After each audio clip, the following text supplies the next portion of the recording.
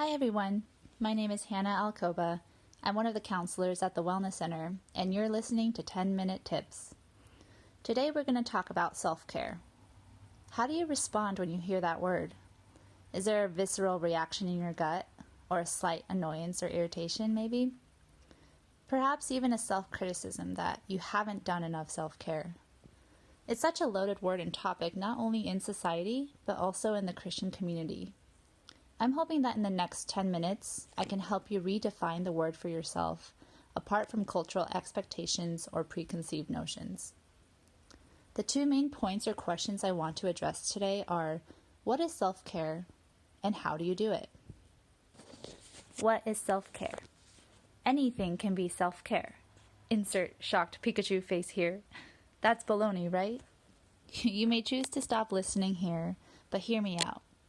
Society has warped this concept so much so that people assume if you get a massage or do a face mask or something else to pamper yourself, you must be filling your quota of self-care, right? Yes, those can be forms of self-care. I'm all about #treat yourself, but they are not the only self-care activities we should consider. We are complex beings created in the image of God.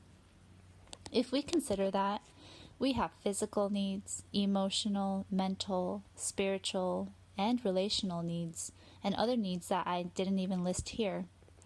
Are we caring or tending to those as well? Setting boundaries, expressing thankfulness, sitting in silence, engaging in a hobby, these can all be forms of self-care, but it really differs person to person because God created us all intricately unique. So after these 10 minutes, I encourage you to take some time to sit with yourself and write down anything and everything that makes a part of you smile or light up. For me, being outside or nature in general is a huge part of what it means to take care of myself. What is that for you? What are people, places, or things that bring you life, nourishment, energy, rest, or fulfillment? It's important to note that self-care can change day to day, season to season. Just like wearing different clothes or eating different foods, self-care is diverse and varied. How wonderful and gracious is our God that He gives us the freedom and choice to explore endless possibilities of self-care options. But if that feels overwhelming to you, go back to the simple question of, what do I need in this moment? And how can I help meet this need? Later, I will show you a simple exercise you can do to help promote this process. Now, before I go on much further, I need to make a clear distinction between self-care and selfishness. They are not the same. Practicing self-care does not mean that you are being selfish. In fact, I would argue that by not acknowledging and addressing your needs, you are sending the message to yourself, others, and God that you do not need to be taken care of. This may be the message of the world we live in, that you can be fully self-sufficient, but we in the faith community know that we need other people and dependence on God more so than anything else. That is part of our original design. I want to argue that self-care is not so much about what you're doing, but how you're doing it. Less about the actual activity and more about the attitude and mindset you approach the activity with. That transitions me to my second point. How do I self-care? With kindness. What? That's it? This is not helpful at all. Maybe some of the thoughts you have as you are listening. If you grudgingly approach a self-care activity because you know you have to check it off your list, you are not going to leave feeling as nourished and refreshed.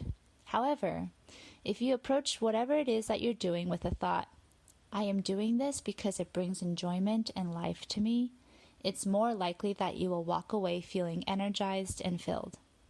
You are speaking to yourself with kindness and compassion, the same way God sees you. You may be asking, how do I know what I need? Well, I'm glad you asked. I want you to take the next minute to sit in silence with yourself. You can set a timer on your phone if that helps. Find a comfortable position. close your eyes if that feels safe, and begin to tune into your body. Breathe deeply into your nose, filling your lungs, and slowly exhaling out your mouth. Another deep breath in and release like you're blowing bubbles. Feel the rise and fall of your chest and belly. And as you're breathing, is there a part of you that is speaking? Maybe the physical tension in your body. Or do you notice a certain emotion rising? A particular thought? These can all be clues and signs to what you need in this moment. Maybe going on a walk or doing some stretches to relieve some of that tension. Or if there's a feeling of loneliness stirring in your heart, you can reach out to a friend or do something in community that will help meet that need. These are all forms of self-care because you are listening to your body and responding to whatever is going to fill you and bring you life. Speak to yourself with the same kindness and compassion that your Heavenly Father has for you. Even that simple act is self-care. As we wrap up this segment, I want to remind you that Jesus set a great example for us on what it means to take care of yourself. He had to retreat in solitude multiple times to replenish his reserves by praying, seeking his Heavenly Father, who was and is the source of all energy and strength. He would make sure that he ate meals and that the people around him had meals to eat too. He even set boundaries for himself. He was constantly reflecting on what he was thankful for.